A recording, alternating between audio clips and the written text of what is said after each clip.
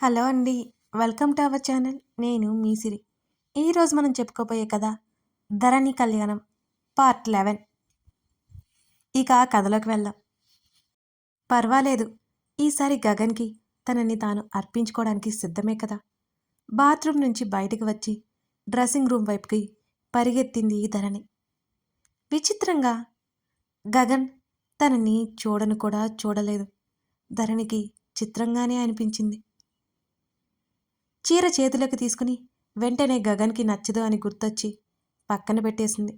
అంతలోనే కోప్పడుతూ అయినా తనతో మాట్లాడతాడేమో అనుకుని లోపల కంగారు దాచిపెట్టి పసుపు పచ్చ సిల్క్ శారీ కట్టుకుంది. లోపల భయం పెరిగిపోతోంది. గగన్‌కి కోపమొస్తుందేమోనని. మొదటిగా తను గగన్‌కి భయపడకూడదు. అతనికి ప్రేమ, ఆప్యాయతలు తెలిసేలా చేయాలి అనుకుంది. మెల్లిగా అడుగులో అడుగు వేసుకుంటూ డ్రెస్సింగ్ రూమ్‌లో నుంచి బయటకొచ్చింది ధరణి. గగన్ కనీసం ధరణిని చూడలేదు. గగన్‌కి తను అన్న మాటలకి కోపం తగ్గలేదు అనుకుంది ధరణి.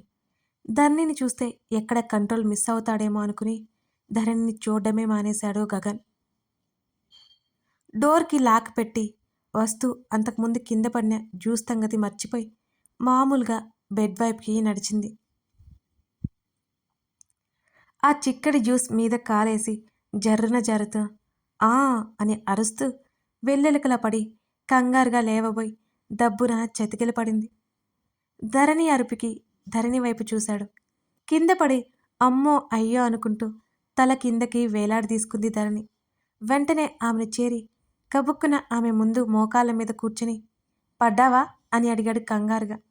"ఉమ్" నిలువుగా తల ఊపుతూ తల ఎత్తి ఏడుపు మొహం పెట్టుకుని గగన్ని చూసింది ధరణి. ధరణిని అలా చూసి నవ్వొచ్చింది గగన్‌కి. నవ్వేశాడు. గగన్ నవ్వగానే ఉక్రోషం పొంగుకొచ్చింది ధరణికి. ధరణి ఫేస్ చూసి నవ్వడం ఆపి దెబ్బలు తగిలాయా అని అడిగాడు. ఊహు అడ్డంగా తల ఊపింది.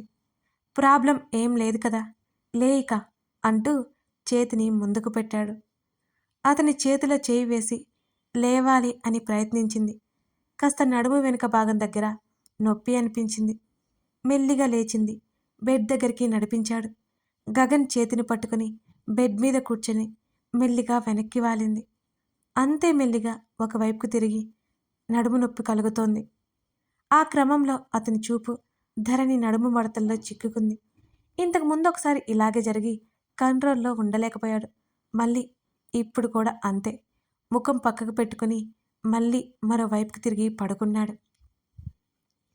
నడుము నొప్పి వస్తుంటే అటు ఇటు పొర్లుతోంది ఈ ధరణి. గట్టిగా కళ్ళు మూసుకుని పడుకున్నాడు గగన్. ఏవండి చిన్నగా పిలిచింది ధరణి. ఏంటి అన్నాడు కళ్ళు తెరవకుండానే. నడుము నొప్పిగా ఉంది అంది ధరణి బాధగా ముఖం పెట్టి. గగన్‌కి ఏ మూలనో సాడ్ ఫీలింగ్ కలిగింది ధరణి మీద. వెంటనే ఆమెను చూశాడు. ఆమె ముఖంలో బాధ కనబడుతోంది అతనికి. వెయిట్ అంటూ బెడ్ దిగాడు. గగన్ ఏం చేస్తున్నాడో అర్థం కాలేదు. కబోర్డ్స్ అన్నీ వెతికాడు. దిగులుగా ఉన్న గగన్ ముఖం చూసి ఏమైందండి అని అడిగింది. పెయిన్ రిలీఫ్ స్ప్రే లేదు అన్నాడు. తన కోసం అతను బాధపడ్డం ఆమెకి ఏదో మూల కొత్త ఆశ చిగురించింది. పర్లేదురండి, ఎక్కువ నొప్పి లేదు. కళ్ళు మూసుకుని మరోవైపుకి తిరిగి పడుకుంది ధరణి. హేయ్ పిలిచాడతను. తల తిప్పి చూసింది అతన్ని. పెయిన్ రిలీఫ్ కోసం ఏదైనా ఆల్టర్నేటివ్ ఉందేమో చూడు. ఏదైనా కావాలి అంటే తెచ్చి ఇస్తాను అన్నాడతను. ధరణికి చిన్న చిన్న చిట్కాలు తెలిసేమోనన్నది అతని ఉద్దేశం. మసాజ్ ఆయిల్ ఏమైనా ఉందా అని అడిగింది ధరణి. యా అంటూ తీసుకుని వచ్చి ధరణి చేతికిచ్చి బెడ్ మీదకి చేరాడు అతను. ఆయిల్ మసాజ్ చేసుకోవడానికి బోర్లా తిరిగి నడుము దగ్గర అప్లై చేసుకోవడానికి అవస్థలు పడసాగింది ధరణి. ఆమె చేతిలో బాటిల్ లాక్కొని ఆమె నడుము మీద పోశాడు. ఉలిక్కిపడి తల పక్కకి తిప్పి అతని వంక చూసింది. కెనై అని అడిగాడు. అంది మెల్లిగా. ఆమె నడుము మీద అతని చేయి పడగానే గుండె జల్లుమంది ధరణికి. మెల్లిగా చేతితో నొప్పి ఎక్కడో తెలుసుకుని నెమ్మదిగా మర్దించాడు. ఆ ప్రయత్నం కళ్ళు మూసుకుంది ధరణి. నిజంగానే పెయిన్ రిలీఫ్ ఫీలింగ్ వచ్చింది ధరణికి. హాయిగా నిద్ర పట్టేసింది ధరణికి. గగన్కి మాత్రం నునుపైన ఆమె నడుపు అతనిలో సరికొత్త సరిగమలు మోగేలా చేస్తోంది. ధరణిని చూశాడు. నిద్రపోతుంది అని అర్థమైంది. మెల్లిగా వంగి ఆమె నడుపు మీద ముద్దు పెట్టాడు. గాఢ నిద్రలో ఉన్న ధరణికి స్పృహ లేదు. ఆమెని సరిగ్గా పడుకోబెట్టాడు. కొంత సమయం అమాయకంగా కనిపిస్తున్న ఆమెను చూస్తుండిపోయాడు అతను. ధరణి పెదవుల మీద చిన్నగా ముద్దు పెట్టేసి బుద్ధిగా బొజ్జుందామనుకుని ఆమె పెదవుల మీద ముద్దు పెట్టుకున్నాడు. హఠాత్తుగా కళ్ళు తెరిచింది ధరణి. ఆశ్చర్యపోవడం గగన్ వంతైంది ఈసారి. పెదవులు మాత్రం విడిపోలేదు ఇద్దరివి. గగన్ చుట్టూ చేతులు వేసింది ధరణి. మెల్లిగా కళ్ళు మూసుకుంది. గగన్ కళ్ళలో సంతోషం. ముద్దును కొనసాగించాడు అతను. ఆమె చీర చెంగు మెల్లిగా తొలగించాడు. ఆమె హృదయ భాగంలో అదర సంతకం చేశాడు. అతని స్పర్శను ఫీల్ అవుతోంది ధరణి. Are you ready? ఆమె చెవి దగ్గర చిన్నగా చెప్పాడు అతను. అంది చిన్నగా. Tell me. ఆమె చెవి కింద ముద్దు పెట్టుకున్నాడు. హా అంది. టెల్ బై మౌత్ అన్నాడు అతను. నేను సిద్ధమే అంది ధరణి చిన్నగా. Are you sure? ఆమె ముఖం వైపు చూశాడు. కళ్ళు తెరిచి గగన్ పెదవులని ముద్దాడింది ధరణి. ఆమెకి ఊపిరి తీసుకోవడం కష్టంగా అవుతుండగా వదిలేశాడు ఆమెని. ధరణిని చూశాడు. చిరునవ్వుతో చూసింది అతన్ని. ఆమెని అల్లుకుపోవడానికి సిద్ధమయ్యాడు అతను. ధరణి కదిలింది. అప్పటి వరకు అతను డ్రీమ్లో ఉన్నాడని అర్థమైంది. ధరణిని చూసి వాష్రూమ్లోకి వెళ్ళి హ్యాండ్ వాష్ చేసుకుని వచ్చి ధరణి పక్కన పడుకున్నాడు. నిద్రలో క్యూట్గా అనిపించింది అతనికి. నా పిచ్చి కానీ ఈ అమ్మాయి ఫీలింగ్ లెస్ అసలు. ఇలాంటి అమ్మాయి నుంచి ముద్దు ఎక్స్పెక్ట్ చేశాను. ఇడియట్ నేను అనుకున్నాడు అతను. ధరణిని చూస్తూ ఉన్నాడు. ఆమెను దగ్గరికి లాక్కుని గట్టిగా హక్ చేసుకున్నాడు. అతని టీషర్ట్ని గట్టిగా పట్టుకుని అతని ఎదలో ఇంకాస్త ఒదిగిపోయింది ఆమె. కష్టంగా ఎప్పటికో నిద్రపోయాడు గగన్. మార్నింగ్ ధరణికి మెలకువ వచ్చేసరికి గగన్ని హత్తుకొని పడుకుంది. అతని ముఖాన్ని చూసింది. ఈ మధ్య అతన్ని తను సరిగ్గా చూసిందే లేదు. అతని కోపానికి భయపడి తలదించుకోవడమో పక్కకి చూడడమో చేసేది. ఆ క్షణం అతన్ని చూస్తూ ఉండిపోయింది ధరణి.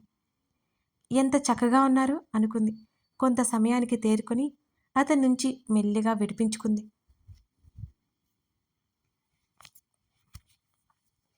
సూర్యకి ఇంట్లో ఉండాలి అనిపించలేదు. ముఖ్యంగా బెంగళూరులో ఉండాలి అని అస్సలే అనిపించలేదు. కానీ ధరణిని ఒంటరిగా వదిలేసి వెళ్ళాలి అని లేదు కూడా అతనికి. ఇంతకుముందు రాత్రి జరిగిన సంఘటన అతన్ని ధరణి విషయంలో కుదురుగా ఉండనివ్వడం లేదు. కార్ తీసుకుని బయటికి వెళ్ళాడు. అతని ఆలోచనల నిండా ధరణి. కేవలం ధరణి మాత్రమే ఉంది. అతను డ్రైవింగ్ అయితే చేస్తున్నాడు కానీ అతని దృష్టి రోడ్డు మీద అయితే లేదు. ఏదైనా స్కూటీ రావడంతో డాష్ ఇవ్వడం జరిగిపోయాయి. స్కూటీ అమ్మాయి కింద పడిపోయి ఆమె మోచేతులు కొట్టుకుపోయాయి. ఇదంతా వెంటనే జరిగిపోయింది. సూర్య తేరుకుని వెంటనే కారు దిగాడు. పట్టరాని కోపం వచ్చింది అతనికి. హేయ్, చూసుకుని రావాలి అని తెలీదా అన్నాడు కోపంగా. సారీ అండి, హడావిడిలో చూసుకోలేదు. మోచేతి దగ్గర అయిన గాయానికి గాలి ఊదుకుంటూ అంది ఆమె. ఆమె గాయాన్ని చూసి కొంచెం చలించి, అరే నువ్వు రాంగ్ రూట్లో వచ్చి నువ్వే ఆ అమ్మాయిని అంటున్నావు. నోరు ఉందని గయ్యమండం కాదు. తప్పు ఎవరిదో సరిగ్గా చూడు. కోపంగా వచ్చింది ఇంకో అమ్మాయి. కింద పడిన అమ్మాయిని పైకి లేపి నిలబెట్టింది. నువ్వెవరు నాకు చెప్పడానికి? పక్కకు పో అన్నాడు సూర్య. అప్పటికే అతని కోపం తారా స్థాయికి చేరుకుంది. నేనెవరినో నీకెందుకులే గాని దారిని పోయే దానయ్య, సారీ దానమ్మని అనుకో. ముందు తనకి సారీ చెప్పు. నేను జరిగింది మొత్తం చూశాను అంది ఆ అమ్మాయి. పర్లేదండి అంది స్కూటీ అమ్మాయి. సారీ ఎందుకు చెప్పాలి? నా కారు కింద పడింది తను అన్నాడు కోపంగా గాయపడిన అమ్మాయిని చూస్తూ. అరే, నేనిక్కడ మాట్లాడుతుంటే తనని చూస్తావు? ఇది వన్ వే రోడ్. తను కరెక్ట్‌గానే లెఫ్ట్ సైడ్ వచ్చింది. నువ్వే కళ్ళు ఎక్కడో పెట్టి వచ్చి తనకి డాష్ ఇచ్చావు. తను గుడ్ గర్ల్ కాబట్టి మౌనంగా ఉంది. అదే వేరే ఎవరో అయితే ఎవరిదాకో ఎందుకు? నేనైతే రచ్చ రచ్చ చేసేదాన్ని అని కోపంగా చెప్పింది ఆ అమ్మాయి. షడప్! సూర్య అరుపుకి ఆ ప్రాంతం దద్దరిల్లింది. అప్పటి వరకు ఎగిరిపడ్డ ఆ అమ్మాయి నోటి మీద చేతులడ్డుకు పెట్టుకుని వెనక్కి వేసింది అడుగులు.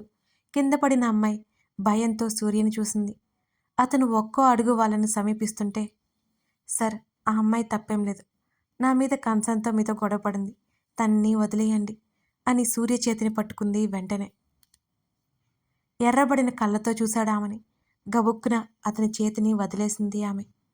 ఇంకోసారి ఇలా రోడ్డు మీద న్యూసెన్స్ చేస్తే అంటూ వేలు చూపించాడు స్కూటీ అమ్మాయి కాకుండా ఆ పక్కనున్న అమ్మాయికి. చేస్తే ఏం చేస్తాడట? గ్యాప్ ఇస్తే మేమే ఫిల్ చేసుకోవాలనా ఇతను?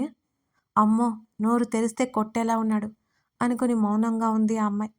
నిజంగా నువ్వు నా వల్ల కింద పడి ఉంటే రియల్లీ సారీ అని పడిన అమ్మాయికి చెప్పి అక్కడి నుంచి వెళ్ళిపోయాడు సూర్య. అమ్మో, సూర్యుడిలా బగబగ మండిపోతున్నాడు అంది నోటి మీద చేయి తీసేసి. చిన్నగా నవ్వింది ఆ కింద పడిన అమ్మాయి. ఇంకెక్కడైనా దెబ్బలు తగిలాయా మీకు? మీ పేరేంటి అని అడిగింది ఆమె. చిన్న దెబ్బేలే, నా పేరు ధాత్రి అని చెప్పింది ఆ అమ్మాయి. ఈ పేరుకి తగ్గట్టే ఉన్నావు. అలా సైలెంట్గా ఉంటే ఎలా? నా పేరు చెప్పలేదు కదా, జాహ్నవి అని అంది జాహ్నవి. నైస్ నేమ్ అంది ధాత్రి. కదా, I know. Okay, take care అంది జాహ్నవి. యా, ఆఫీస్కి లీవ్ తీసుకుంటాను. నువ్వెలా వెళ్తావు అని అడిగింది ధాత్రి. దగ్గరలో మా ఇల్లు. ఆఫీస్కి వెళ్తున్నా. క్యాబ్ కోసం ఇలా రోడ్డు మీదకి వచ్చాను. ఇది జరిగింది అంది జాహ్నవి. థ్యాంక్ యూ మనస్ఫూర్తిగా చెప్పింది ధాత్రి.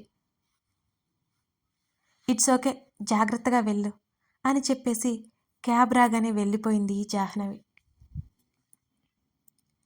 మెల్లిగా స్కూటీ మీద కూర్చొని ఎలాగో ఇంటికి బయలుదేరింది ధాత్రి. తనని దాటుకుని వెళ్ళిన ధాత్రిని చూసి బైక్ స్లో చేసి ఎక్కడో చూసినట్టు ఉంది అనుకున్నాడు దేవ్. వెనక్కి తిరిగి చూసేలోపు స్ట్రీట్ టర్న్ అయిపోయింది ధాత్రి. నైట్ కనబడింది తనే. షిట్, మర్చిపోయాను అనుకున్నాడు దేవ్. వెంటనే బైక్ వెనక్కి తిప్పాడు. అప్పటికే ధాత్రి వెళ్ళిపోయింది. ఆ స్ట్రీట్ చివరకొచ్చాడు. ధాత్రి కనిపించలేదు దేవ్కి.